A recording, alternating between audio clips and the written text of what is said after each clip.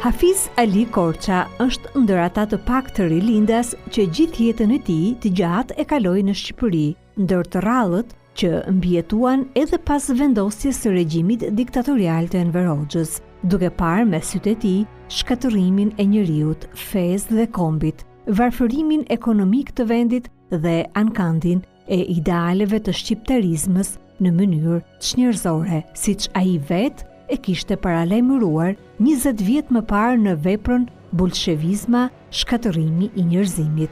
Ai konsiderohet si ndër të parë të mbledhës dhe komandant i çetave të rilindjes, atdetar, idealist, dishepull i Neim Frashërit, ndër themeluesit e shkollës, arsimit dhe alfabetit shqiptar, poet, filolog e poliglot, teolog i spikatur, orientalist, përkthyes, klerik, mësues, metodist, publicist, folklorist, politikan dhe shtetar. Vuajtjet dhe përndjekjet e shqiptarëve gjatë një shekulli mund të sintetizohen fare mirë në jetën e tij të shpërndar në shumë vise të Shqipërisë.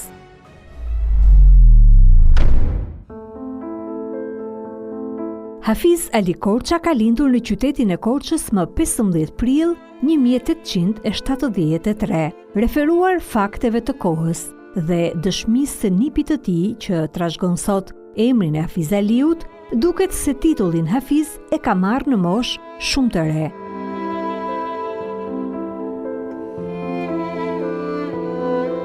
Gjyshi u lind në një familje intelektuale në Korçë, si nga nana edhe nga jati. Kanë qenë hoxhallar, kadiler, brezbas brezi. Dhe fillimet e para të shkollën e marrën në Korçë, pastaj i vazhdojnë në Turqi. Ka qenë, si thënë, tepër me vështrim tepër zhvillues, tepër inteligjent, edhe thënë që Kurani mësoi përmes që 12 vjeç. Mësimet e para dhe të mesme i mori në qytetin e lindjes dhe studimet e larta i kreu në Stamboll për teologji, në një kohë që përkon me rritjen e lëvizjes kombëtare. Periudha në cilën jetoi ai, studioi dhe jetoi në Stamboll gjatë kohës së studimeve të tij, e bëri të njihet dhe me gjuhë të ndryshme të botës, të linjës së perëndimit, ku mësoi përveç gjuhës osmane, ai mësoi dhe gjuhën arabe si bazë e qytetërimit islam dhe ku ka zbrirë dhe Kurani në gjuhën arabe. Pastaj mësoi dhe gjuhën perse si gjuhë të lehtësisë botërore të kohës dhe gjithashtu mësoi edhe frëngjisht, edhe krahas asaj edhe gjuhë të tjera si italishtën.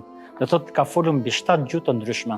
Siç dëshmojnë ndërshkrimet e pabotuara autobiografike, ai ka nisur të vjershërojë shumë herët, që në moshën 17-18 vjeçare. Të kësaj periudhe janë përshtatja e poemave me temë fetare dhe orientale, Muhamet Hanefiu dhe Jusufi dhe Zelihaja.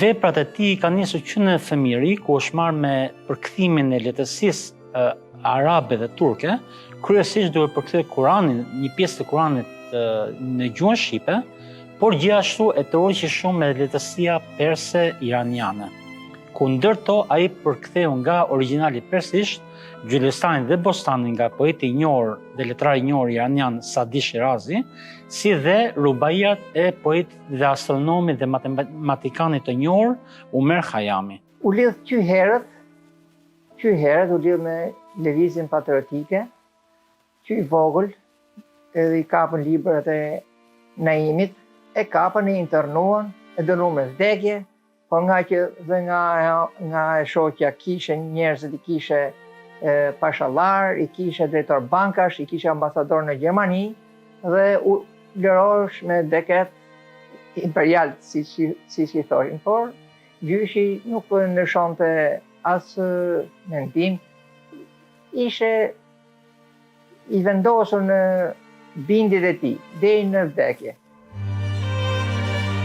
Pas këtyre peripecive, Hafiz Ali Korça kthehet në Shqipëri në vendlindjen e tij në Korçë, ku e gjejmë të merret me punët e fesë, të shkruaj e të përshtas disa nga veprat e tij me karakter fetare teologjik, gjithnjë i mbikëqyrur prej autoriteteve zyrtare. Të kësaj periudhe gjë në mbyllje të shekullit janë veprat lindja e Muhamedit dhe 303 fjalë të Imam Aliut, për të cilat ai thot se të parën e shkrova për hoxhallarët, ndërsa të dytën për dervishët. Vepra më madhore e kësaj periudhe është historia e shenjtë, në afro 10.000 vargje, për të cilën është mbiquajtur Firdeusi shqiptar. I kësaj periudhe është edhe një përkthim prej sanskritishtes, që së bashku me turqishten, arabishten, persishten dhe frëngjishten janë rrethi gjuhëve të huaja që zotëronte Hafiz Ali Korça.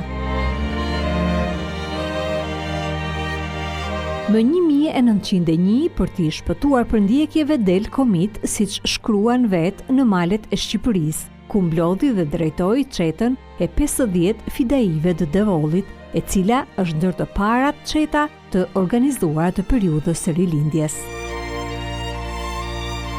Ka fillu kundër me çetën e vet Liri Shqipëria vdekje, kundër andarëve grek, në 1903, pastaj me vëllezërit Topulli, pastaj me Mihal Gramenën, edhe Bajatopulli, dhe përkrau lëvizjet gjën turke, sepse me ato premtime, me ato, që pat një farë lirie për shkollat shqipe, po pastaj u doli dhe kundër gjën turke.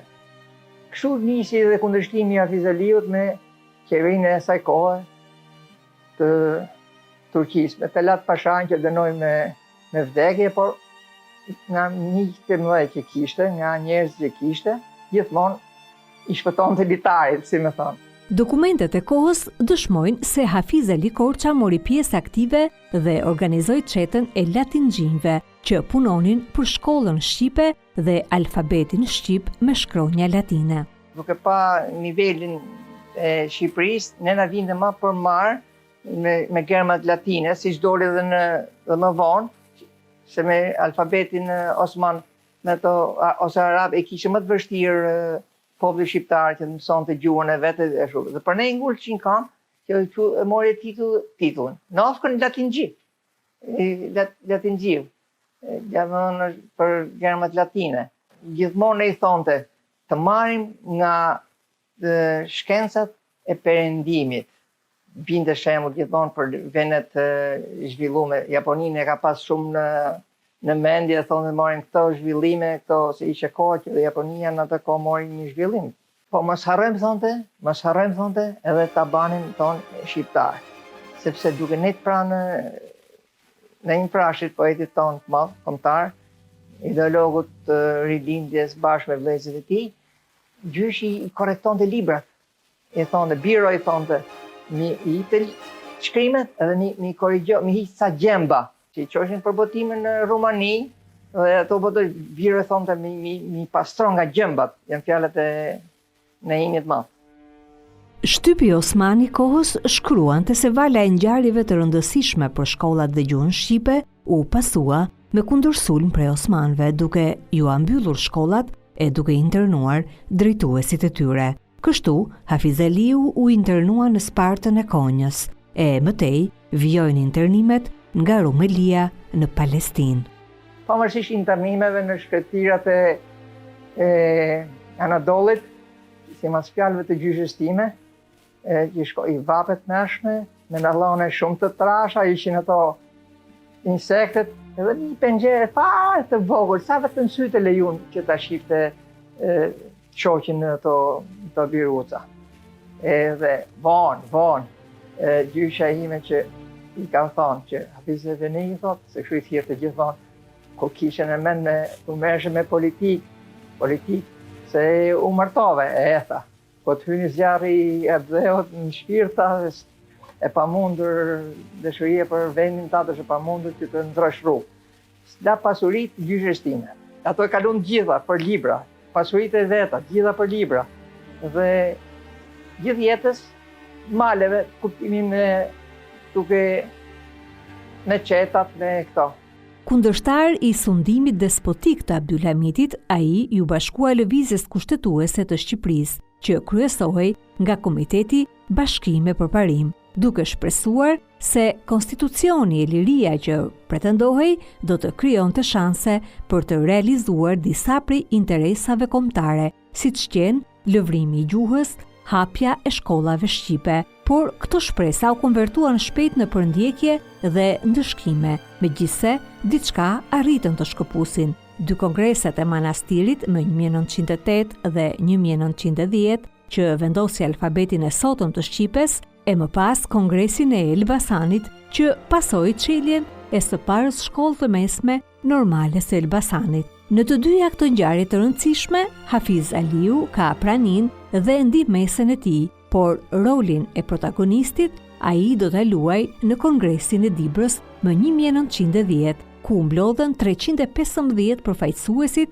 e 5 vilajeteve të Shqipërisë. Propozimi dhe insistimi i tij që gjuha shqipe të mësohet zyrtarisht në të gjithë shkollat e Shqipërisë fitoi mbi rezistencën e krahut konservator dhe pro-zyrtar. Gjithmonë gjyshi e kishte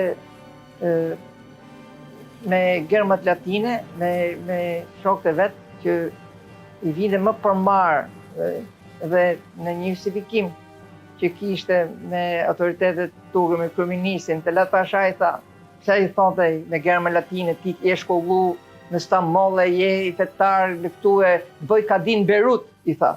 Nuk pranoi gjyshi. Bëj Kadin Berut. Ti çu, po jo, i tha, gërmat janë vegla. Kamuflojnë kuptimin e kësaj. Gërmat janë vegla dhe veglat nuk perandërisë tuaj nuk i vjen asgjë e keqe nga gërmat tona, gërmat latine. Mësoj edhe populli jon. Se ishte momenti që ato bën sa tolerime që për shkollat shqiptare. Pas e mirëmërsimi i kësaj u vendosë kongresin Dibrës, që gjyshi kërkoi, siç dihet nga historia janë të shkruar kujtimet e zotit Abdul Ypi, që thotë që Hafiz Aliu ka qenë violinë e parë në kongresin e Dibrës për vendosjen për një luftë jashtëzakonshme kundër turqëve për vendosjen e gërmave latine. Dhe aty pastaj filloi një persekucion më i egër për Hafiz Aliu. Kërkoi që për bankën kombëtare, për kurullat, më shumën e djemve ushtar në Turqi, tharën e knetave, ishin 5-6 pika që janë përmendur në librin e zotit Abdul Ypi, Kongresi Dibrës dhe Hafiz Ali Korça. Kështu që në këtë rrugë e nisi, në këtë rrugë e vazhdoi deri në vdekjen e tij. Pikat që pata kërkuar në kongres: 1. Mësimi i gjuhës shqip zyrtarisht në çdo shkollë. Mirë mësimi nëpër medreset. Mosdërgimi i djemve shqiptar si ushtar në shkretiret e zjarrit të Yemenit, se 2/3 skthehen. Pastrim moçale, ndrejtja rrugëve dhe urave. Lirimi 150 shqiptare që ishin burgosur si reaksionar. Kongres gjitha këto çështje që pata propozuar, me kënaqësi pat pranuar. Janë edhe ca pika tjera, po kryesorët ishin këto që ashtu kërkoi gjyshi. Këto janë pikat kryesore që Hafiz Aliu kërkoi në Kongresin e Dibrës, që kongresi ja aprovoi me 1 zë. Më 1910, pak kohë pas Kongresit të Dibrës, ai organizoi tubimin e madh të shkronjave shqipe në Korçë. Mbështetje për shkronjat shqipe në kodët e Shënilis, u marrë një tim shumë i madh. Siç thonë, 12.000 kalorës ishin aq shumë popull u mblodh në mbështetje të gërmave shqipe. Aty filluan persekucionet nga turqit. Nipi i Hafiz Ali Korçës e thekson vazhdimisht patriotizmin e gjyshit të tij dhe shpesh shkëput vargje të Hafiz Aliut për Adheun. Zjarri Adheut ku ti hyri, ja përvëlloi mushkërit, nga lotët një kuter syri, më s'pa shpreje as një ditë. Për Adhen kush përpiqej nga shteti kësisoj ndiqej, internoj e burgosej, raskapitej e handakosej. Për Shqipëri nuk përpoqa, rrezikova jetën time, nuk rrëfej se sa hoqa se shteti një të krime. Më 1911, qeveria turke e pas kushtetutës nisi përndjekjet e patriotëve shqiptar që shfrytzuan shanset e reja të krijuara për interesat kombëtare, pikërisht ata që mbështeten Bashkinë për Parimin. Për 6 muaj të tërë, Hafiz Aliu jetoi nën presion dhe terror. Madje, me anë të një peticioni të sajuar në emër të kryeplegjve të disa katundeve të Korçës, kërkoi edhe dënimi me vdekje për të. Por ai ishte i vendosur për çështjet mbi gjuhën dhe lirinë e kombit dhe nuk pranonte asnjë kompromis. një nga kontribuetet më të Hafiz Ali Koçës, dietarit të madh shqiptar, kanë qenë dhe letra që ai u ka dërguar në fillim të shekullit 20 për pavarësinë e Shqipërisë, i ka dërguar gazetave dhe revistave të botuara në Stamboll në osmanisht dhe në Tehranin në asaj kohe të Persisë së atëhershme, ku i kërkonte njohjen e Shqipërisë dhe pavarësinë e këtij shteti dhe përkrahjen e popullit ton për të drejtën për pavarësi dhe unitet të njëjtë. Dhe ai i drejtonte letra gazetarëve dhe pushtetarëve të kohës, duke i thënë që neve jemi një vend i vogël në Evropë, i cili sapo ka fituar pavarësinë dhe krijimin e shtetit shqiptar në 1112 dhe ne kërkojmë mbështetjen e shtetit të ndaj si shteti Osman, por edhe Persia e asaj kohe.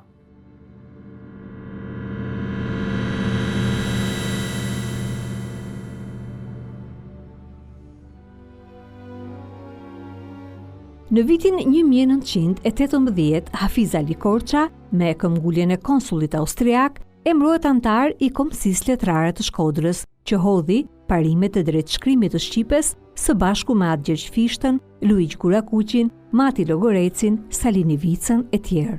Ka bashkëpunu me Fishtën, kanë 6 muaj. Kanë 6 muaj ke shtëpia, duke bisedu për alfabetin shqip në Komisinë Letrare të kohës në 1914, sepse Austro-Hungaria na donte në atë kohë dhe na përkrahu, edhe i dha këtyre patriotëve një farë mbështetje për mirëshkrimin e gjuhës shqipe. Me Mati Logorecin, me Salini Vicën, e me dhjetra patriotë të tjerë që kishin çështjen kombëtare. Gjyshi pa të kërkuar ishte edhe Mitat Farashëri, por se fliste gjuhën mirë, shqipen, por për pa mundësi ardhi nga jashtë nuk mori pjesë. Aty në to pati disa ditë mbledhje dhe u rregullon për shembull ku vet çoja apostrofi apo kjo shkoi përpara, kjo shkoi mbrapa, janë në shkruar gjitha në historikun e mbledhjes. Këto i kam lexuar dhe ke profesor doktor Mahir Domi, akademiku jon i shuar, që i përsërit, i kujton.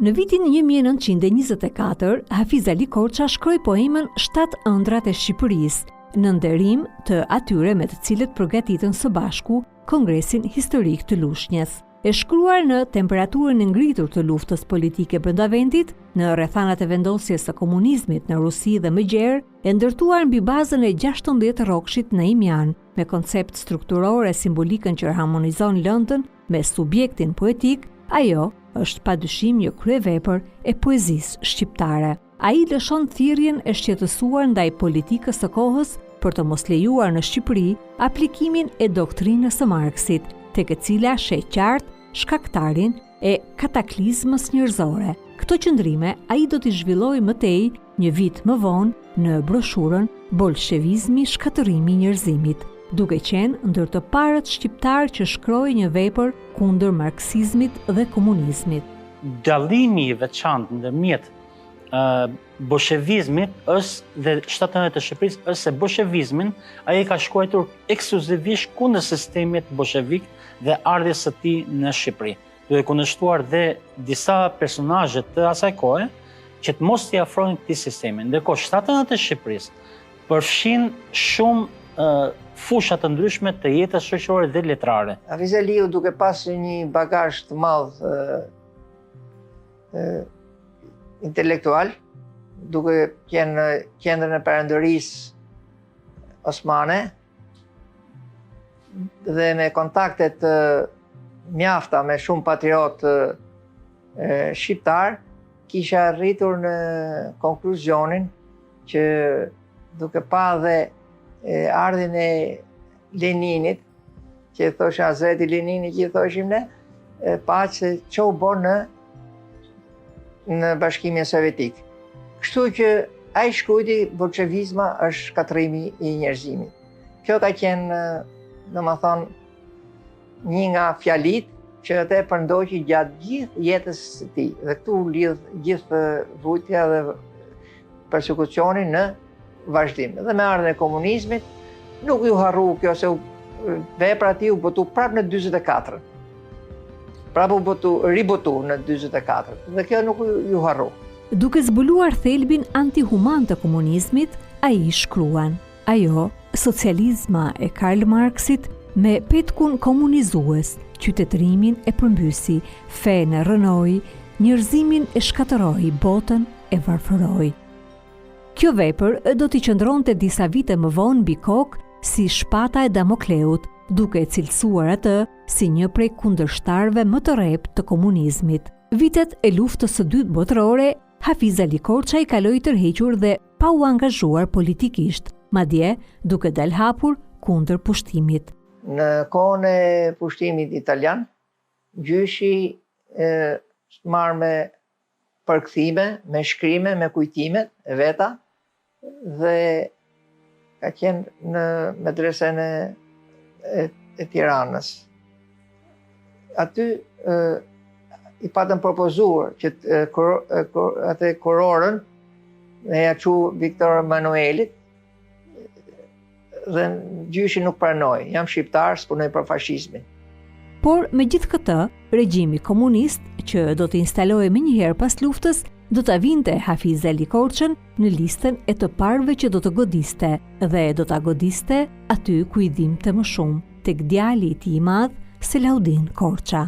Gjatë luftës, siç ashtu Gjajin, duke qenë baxhanak me belerët e Qiakut, idealist, nuk u marr me aktivitet, por në hyrjen e brigada partizane në Tiranë, batalioni Hakmarri më zgaboj, edhe nga që ishen me këto beleret e Qiakut, i marrën dhe i kanë pushkatuar në Nëroq, diku aty sipër, në Baqar, diku aty sipër. Unë i kam qitë eshrat me durët e mia.